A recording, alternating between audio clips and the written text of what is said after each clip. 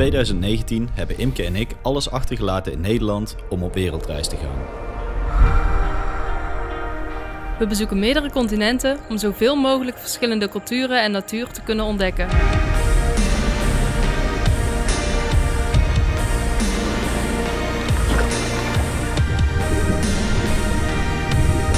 We hebben de allermooiste en leukste beelden gebundeld in deze reisafleveringen. Op deze manier kunnen wij jullie meenemen op reis en hebben wij onze herinneringen vereeuwigd.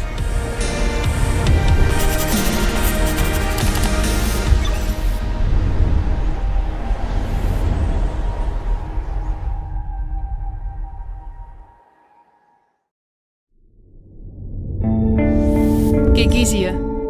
Een schitterend land met ruige natuur en hobbelige wegen. Een deel van de bevolking heeft hier een nomadisch bestaan en leeft in yurts. Het is wat ons betreft een absolute no-brainer voor een avontuurlijke reiziger.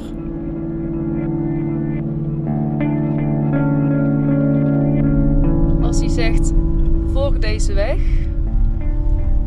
En je dan, dat dit zeg maar de weg is. Gras. Wat gaan we doen? Of iets heel doms, of iets heel dappers.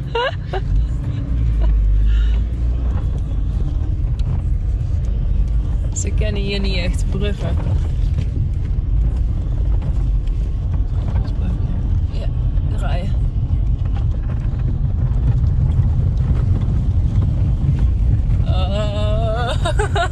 Nee. Had de poten? Nee.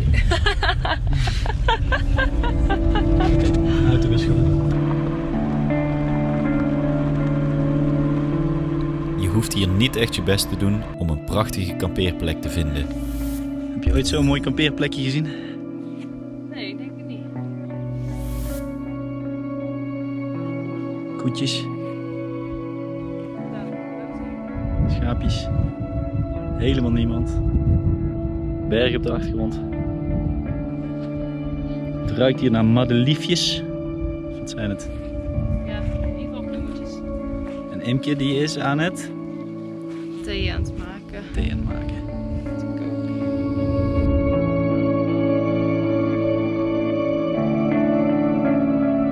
We moesten wel zelf even een zonneluifel maken, want we stonden pal in de zon. Oké.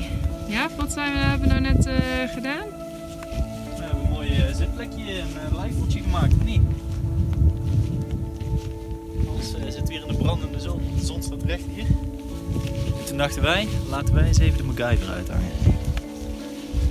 Nou, hier gewoon de buitentent gebruikt. En dan hebben we even een oppervlakte van, wat is het? 2 meter? We kunnen niet van de schaduw zitten. Beetje creatief. En we moesten ook op andere gebieden improviseren. Bijvoorbeeld als we naar de wc moesten. Maar helemaal aan die kant. Allemaal niet.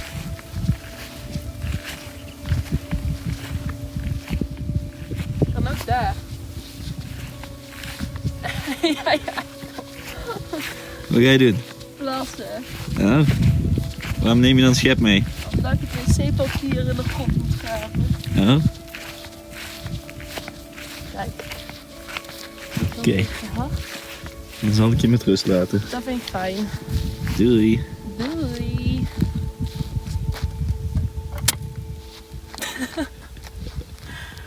Auw.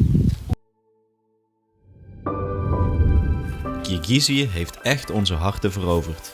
Het is zo'n ontzettend mooi land. Je kunt er wilde paden zien, prachtige bloemenvelden. De mensen leven daar zo simpel dat het rustgevend is. We genoten daar echt van begin tot einde.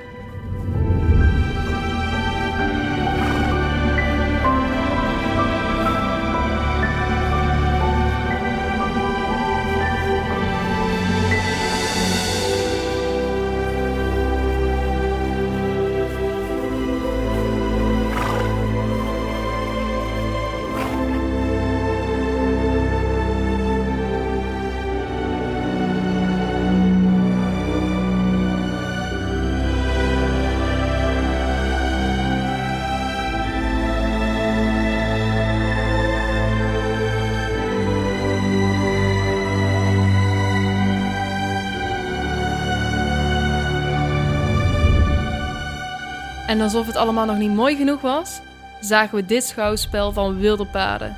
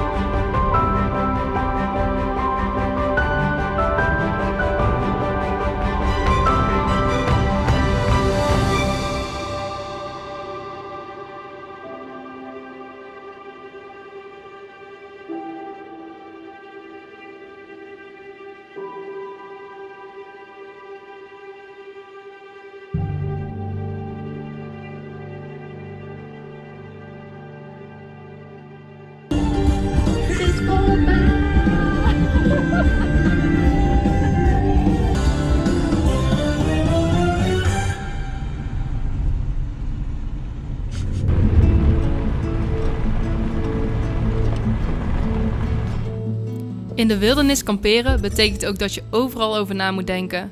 En je moet alles zelf doen. Maar als je dat gedaan hebt, kun je aan het einde van de dag wel lekker proosten.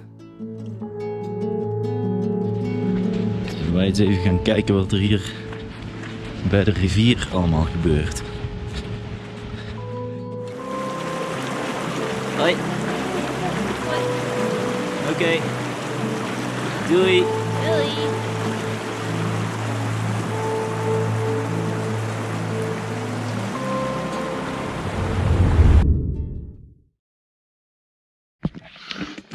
Ik ga er mee lopen.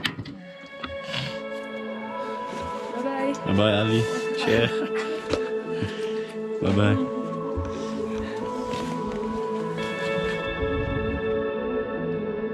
Oké. Dank je. Bye bye.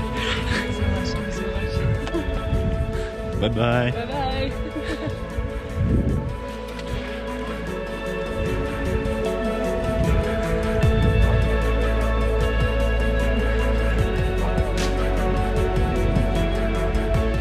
Nou, dat was met het avontuurtje wel, hè? Zo. Even Vertel. kort de samenvatting.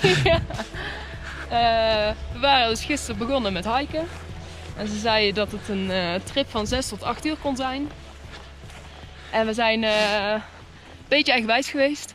Want we dachten, kunnen wij wel zonder gids? En toen zijn we dus 2 keer verdwaald geraakt. Waardoor we denk ik wel 1,5 uur tot 2 uur extra hebben moeten lopen. En uiteindelijk kwamen we... Hoe laat? Weet je het nog? Ik heb geen idee. Nou, ik denk rond een uur of 7. We hebben eindelijk een jurt gevonden. En dat is deze. Met een super aardige familie. En die hebben ons in huis genomen, in de jurt genomen. Zodat we daar konden avondeten en slapen. En nu is het 7 uur 's ochtends, ik weet niet, zo 1, 2, 3. En gaan we weer terug naar Tash Rabat, ons beginpunt. Dus er wordt weer een hike van 8 uur. En onze spiertjes die zijn redelijk moe. Maar ja, wel hele positieve energie van deze mensen gekregen. Top.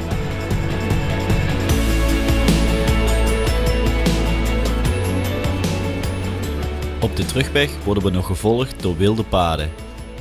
We worden achtervolgd door wilde paarden over de pas. Schitterend.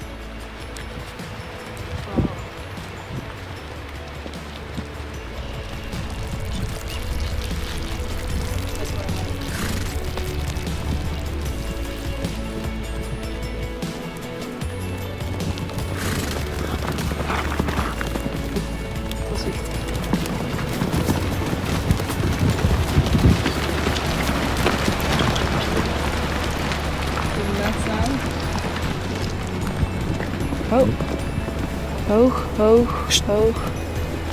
Goed zo.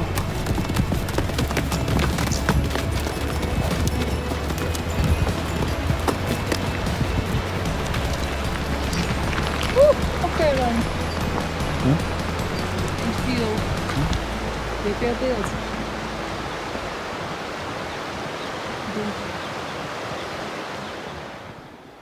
Wow, dat was wel vet. Hoe vet is dat? Even dat je het weet, we staan hier wel even op een riggeltje. We waren even bang Dat die paarden dat de paarden ons, zal ik maar zeggen, van ons kleine dunne padje het ravijn in zouden duwen. Maar je ziet ook wel dat ze banger zijn dan... Ze duwen ons niet zo. Nee, het zijn lieve paardjes. Holy shit, hoe vet was dat? Wie deed het, baby? Na ongeveer 16 uur wandelen. En dat is niet wandelen in de zin van over asfalt, maar bergen, heuvels, rivieren, water. Ik heb het gehaald, we zijn weer terug in de vallei bij de Jurt.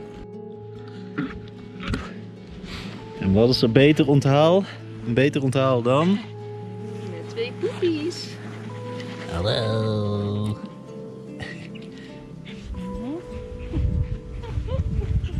Hoe is dat? Los. Scheptandje.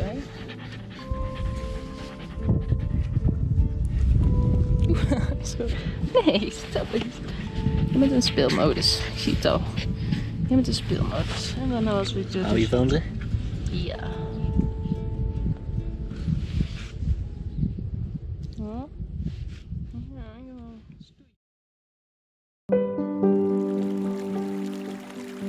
Met enige regelmaat werden we door de nomaden van een afstandje al zwaaiend gewenkt om binnen te komen in een jurt.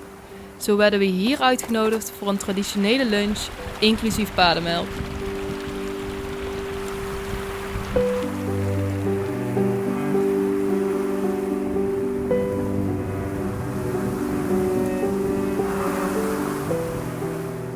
Ondanks dat we elkaar niet verstaan, begrijpen we elkaar toch wel een beetje.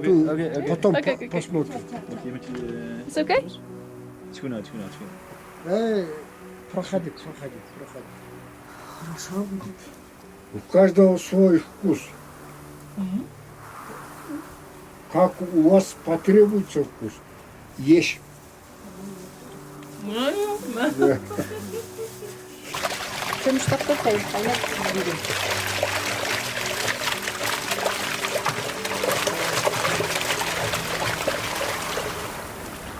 Een kijkje achter de schermen bij een Kirgistaans gezin.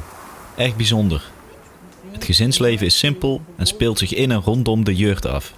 Er is geen koelkast of tv, maar een lage tafel die 's avonds aan de kant wordt geschoven zodat ze er op de grond kunnen slapen. Города у меня растет. Вам сколько лет? De man des huizes had een wodkaatje te veel op en hij bleef maar praten tegen mij. Maar ik verstond er helemaal niets van. Сколько лет вам? Сейчас. Мне 65 лет. 65. А вам сколько? Дочка. 18 или 17. Ze vinden het hartstikke leuk dat we er zijn en uiteraard moeten we van alles proeven. Попробуй. Попробуй. Я говорю, садись. De kleintjes lopen rond en dragen een steentje bij. En zoals je aan het gezicht van Imke kan aflezen, vindt ze de paardenmelk echt verrukkelijk.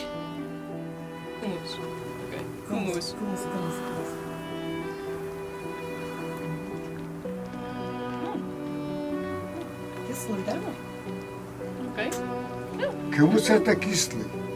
Это наша национальная это. Сейчас подождете, она будет. Nog heel even dollen met de kleintjes en daarna afscheid nemen van dit hartelijke gezinnetje.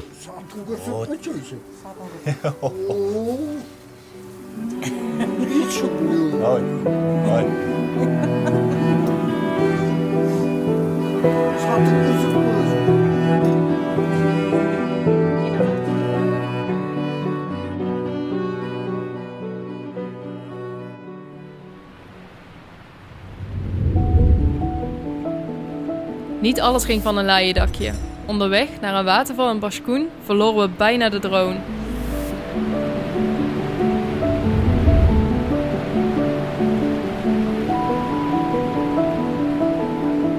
Ik had de drone heel ver weggevlogen en niet genoeg batterij om terug te vliegen naar het beginpunt. Ik deed mijn best om de drone zo dicht mogelijk te laten landen. Of ja, landen. In dit geval was het een gecontroleerde crash, want de batterij was zo leeg dat ik dat ding bijna niet meer kon besturen.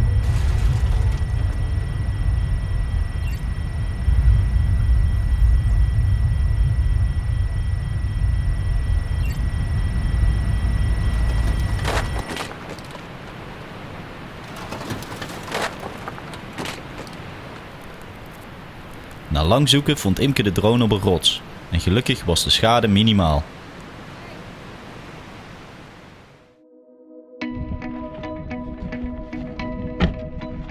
We besloten om kort nog even de grens met Kazachstan over te steken, om Altyn Emel te bezoeken. Het schijnt een van de mooiste parken van Kazachstan te zijn. Een prachtige route door open vlaktes waarbij je urenlang niemand tegenkwam.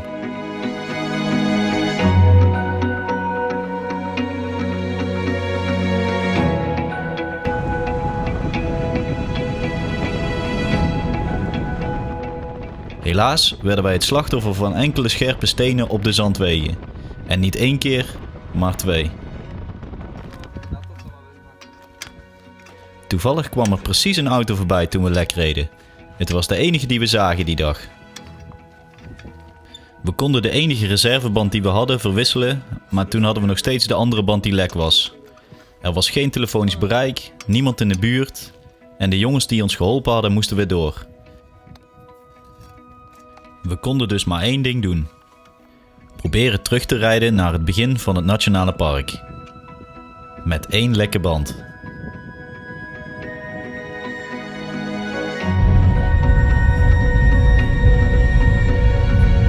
Wat is er gebeurd? Nou, zoals je ziet, kom eens even mijn ding. Gaan we nu ongeveer 10 km per uur. En dat komt omdat we een lekke band hebben. Oh nee, we hebben 2 lekke banden. Dus dat is niet zo mooi. We wilden echt super mooie zonsondergang zien. Nou, dit is ook nog steeds heel mooi hoor. Maar bij een stukje bergen, Akdam Mountains. Maar het is iets anders gelopen. Maar ja, je weet.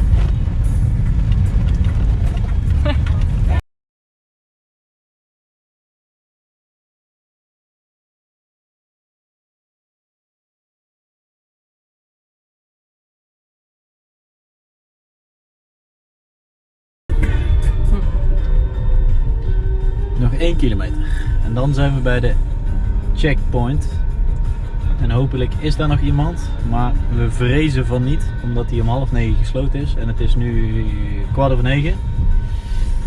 Dus dan denk ik dat we daar moeten gaan overnachten en dan gaan we kijken of er morgen vroeg iemand is die ons wellicht verder kan helpen. Komt goed.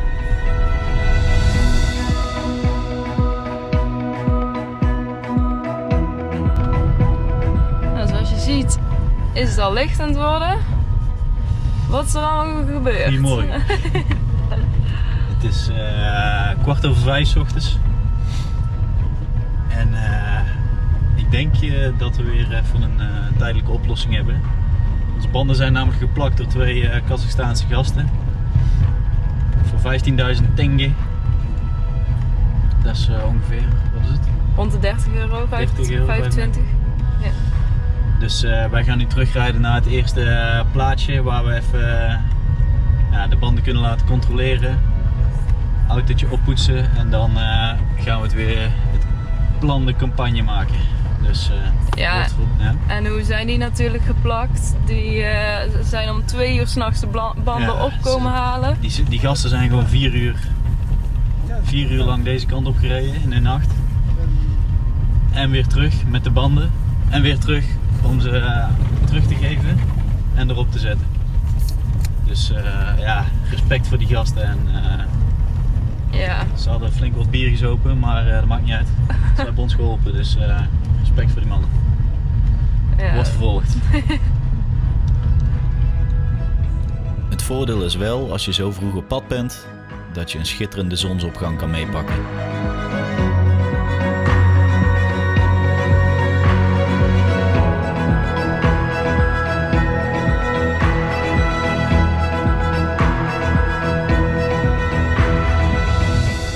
Het avontuur in Kazachstan was kort maar krachtig. Aangezien de autobanden nogal provisorisch gemaakt waren door een paar dronken mannen, besloten we om terug te keren naar Kirgizië, naar het autoverhuurbedrijf.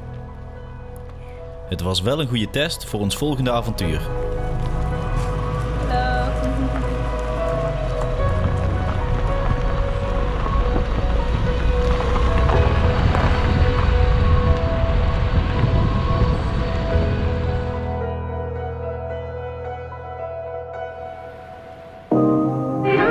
Eenmaal terug in Kirgizië ontdekten we nog een prachtig uitkijkpunt.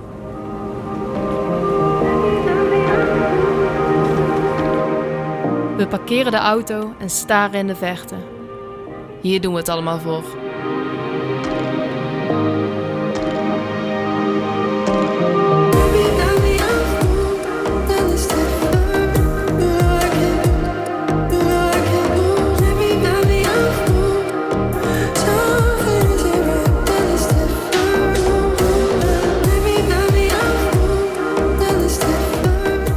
Op naar het volgende avontuur.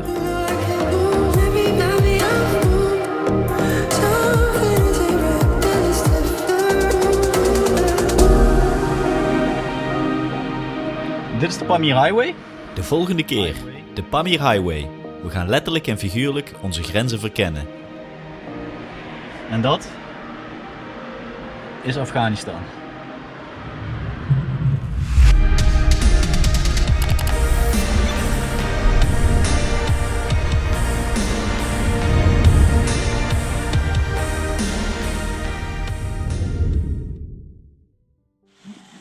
Trouwens, dit gebeurt er als je een GoPro bij iemand in de hand drukt die dat nog nooit gezien heeft.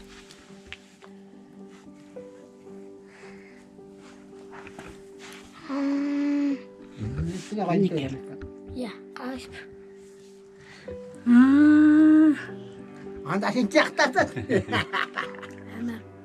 maar суға кірсе де ішті колбайт болсын. Kerk hoort dat zo.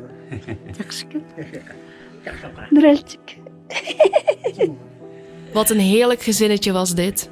Ali, Gurjan, Norel, Alias, Cher en Muslem. Nogmaals bedankt dat jullie ons opvingen toen we verdwaald waren. We vergeten jullie nooit meer.